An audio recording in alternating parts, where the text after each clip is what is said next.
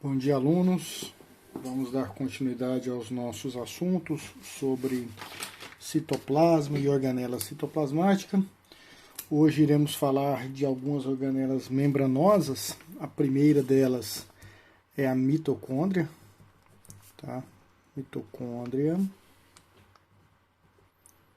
Essa é a primeira organela que iremos falar, as mitocôndrias, né? Bom, primeiramente, mitocôndrias são organelas membranosas, tá? Então, toda mitocôndria são membranosas.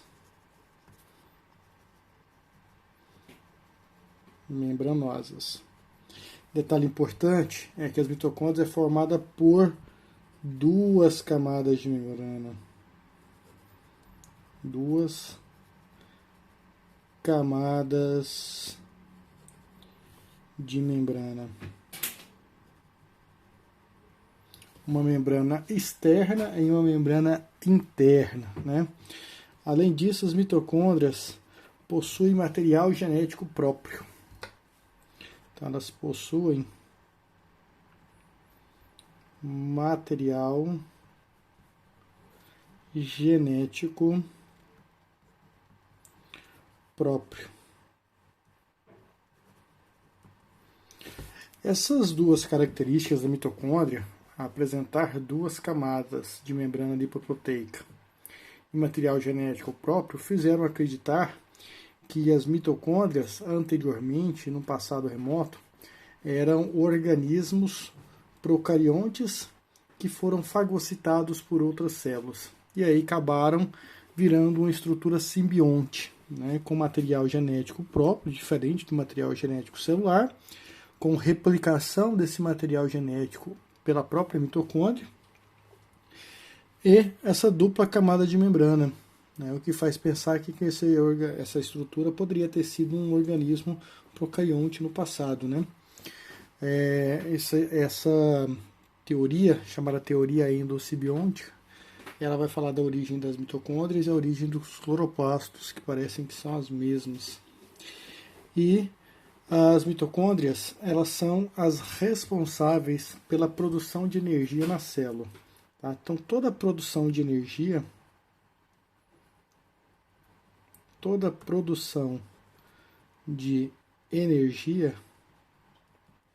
na célula é oriunda das mitocôndrias. Lembrando vocês que energia nas nossas células é o ATP, né? O ATP, que é nada mais nada menos que uma adenina com 3 fosfatos, chamado de adenosina trifosfato. Esse é o nome do ATP. Então, as nossas células pegam o carboidrato, né, a principal fonte energética é o carboidrato. As nossas células pegam o carboidrato.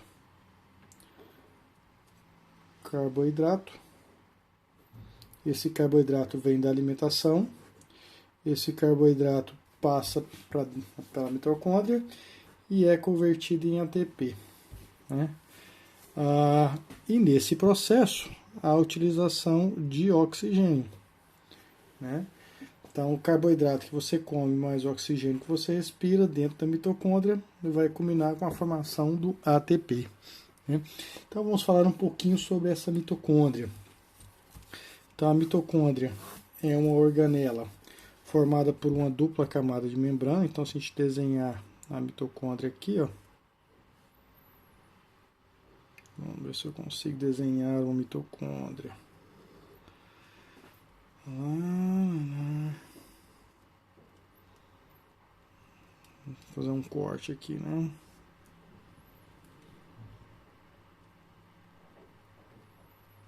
Aqui eu tenho a mitocôndria cortada. Então eu tenho uma camada de membrana externa e uma camada de membrana interna.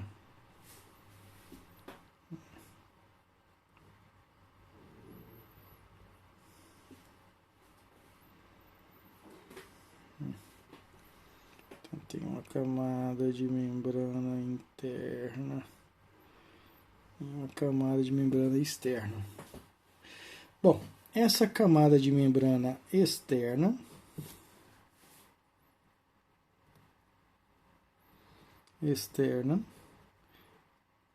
essa membrana externa ela é lipoproteica, tá? Como qualquer outra, e essa membrana interna também é lipoproteica.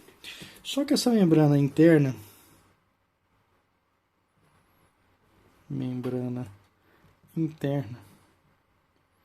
é onde está o maquinário para se produzir novas moléculas de ATP, é dividida em duas partes.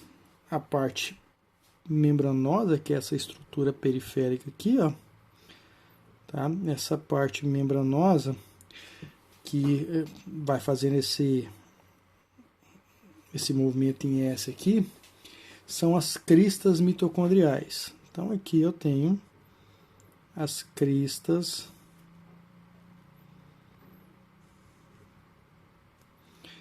mitocondriais.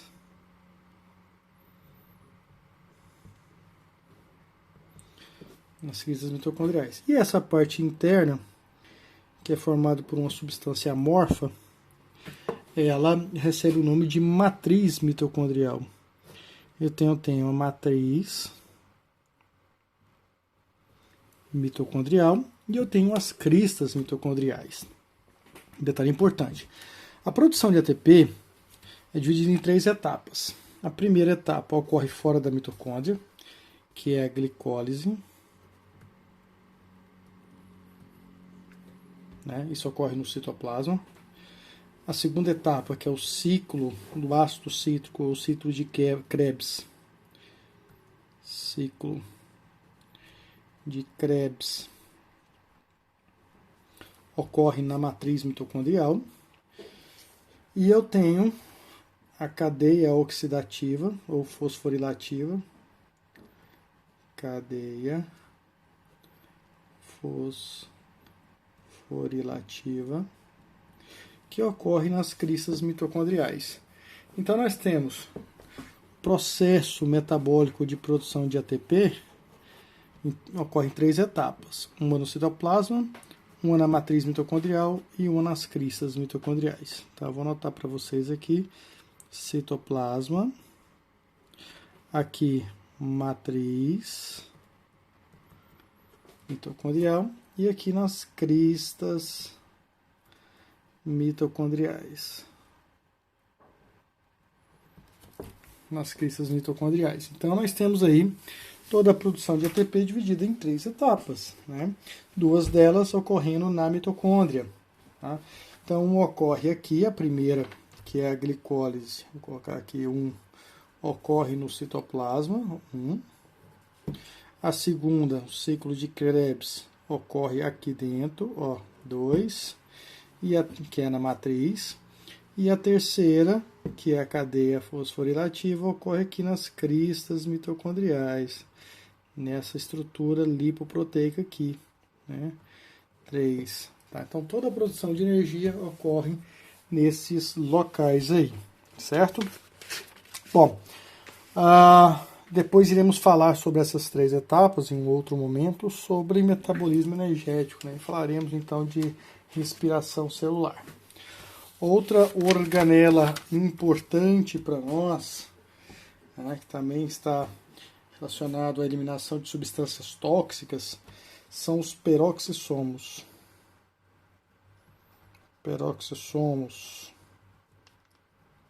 Né? Os peroxissomos também são organelas de membranosa, né? São organelas de membrana. Né? Essas organelas elas utilizam o oxigênio. Então ela vai formar o oxigênio, vai utilizar na verdade o oxigênio e formar aí água oxigenada, e através dessa água oxigenada eliminar alguns compostos tóxicos da célula, produzidos dentro da própria célula, né? Além de eliminar parte também de compostos que você ingere, compostos tóxicos que você ingere, como por exemplo o álcool. Né? Então o peroxissomo, primeiramente, é uma organela membranosa. né? Então, organela membranosa. Ela não tem uma dupla camada de membrana, igual tem a mitocôndria. Ela é formada por uma camada simples, né? Dentro dessa organela ocorre intensa utilização de oxigênio. Então existem um monte de enzimas lá que convertem o oxigênio, tá? As enzimas pegam esse oxigênio e liga esse oxigênio com o hidrogênio e forma H2O2. O que é isso aqui? Água oxigenada. Então ela pega esse oxigênio, liga aos hidrogênios e forma água oxigenada. Essa substância é utilizada para eliminar algumas toxinas produzidas pelas próprias células. Isso é muito comum no fígado e nos rins do indivíduo, né? Tanto é que 25% do álcool que a gente consome, que é ingerido pelo nosso organismo, ele é metabolizado, ele é quebrado, ele é destruído dentro desses peroxissomos, né? Então, o peroxissomo ele está relacionado à formação de água oxigenada e à eliminação de substâncias tóxicas dentro do nosso organismo. Ele é muito encontrado no citoplasma, né? Ele também atua também na quebra de moléculas de ácidos graxos, né, lipídios, né, com um processo conhecido como beta-oxidação. Então ele é uma organela, um disquinho assim, né, parece uma tacinha, né, e dentro dessa organela tem um monte de enzimas que consegue converter isso aqui. E ele vai metabolizar, então ele vai pegar o oxigênio mais o hidrogênio e vai produzir aqui dentro água oxigenada. Essa água oxigenada é utilizada na metabolização de ácidos graxos. Metabolismo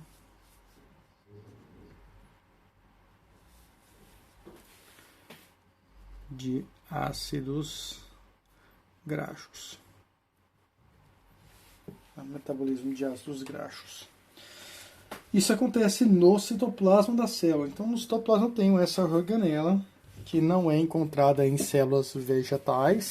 Tá? Em células vegetais existe uma organela diferente que tem essa função. Tá? Já em células vegetais nós temos o glioxomos. Opa. Vou escrever direito aqui. Glioxomos,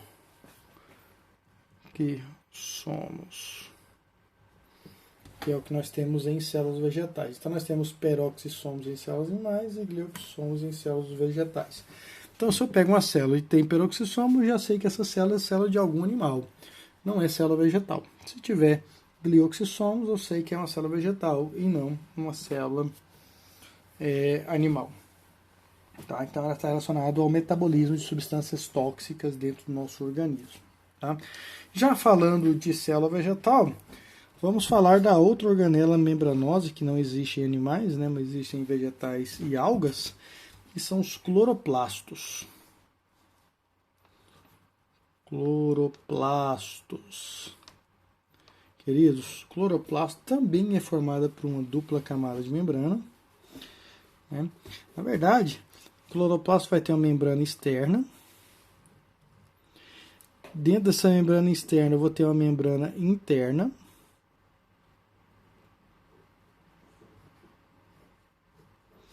E dentro dessa membrana interna eu vou ter uma outra membrana com as estruturas que armazenam o pigmento, né? Então nós vamos ter aqui, ó, membrana externa, membrana interna e vai ter a membrana externa formando disquinhos chamados tilascoides. Então, vou ter lá um disquinho, 2 disquinhos, 3 disquinhos, 4 disquinhos. Aqui outro aqui, né? Aqui outro aqui.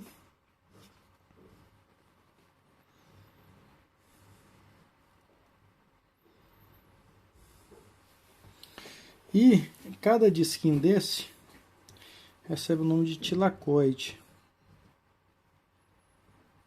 E é dentro desse disquinho que eu vou ter a clorofila.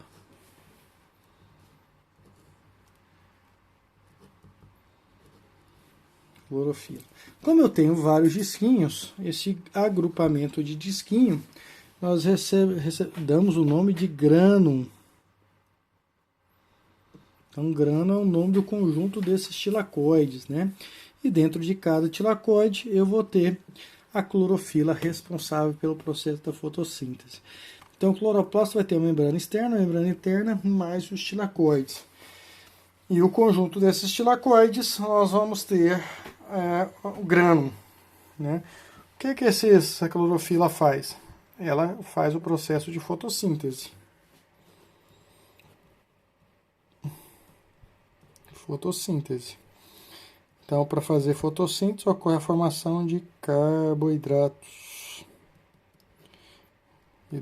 E esses carboidratos são utilizados aí para a produção de energia através do ATP, como falamos aí a aula passada, mais cedo, né, na organela aí. Bom, falamos então dessas organelas, do cloroplasto. O cloroplasto também tem material genético próprio, tá? Também possui material genético. Possui material genético próprio, assim como as mitocôndrias, tá? E ele é responsável aí pela fotossíntese, em processo de formação de carboidratos, né? Então é isso, queridos. Falamos aí para vocês nesse período aí de citoplasma. Falamos de ribossomos, centríolos, retículo liso, rugoso, complexo golginiense, lisossomos, peroxissomos, glicossomos, mitocôndrias, cloroplastos, vacúolos e todas as estruturas do citoplasma.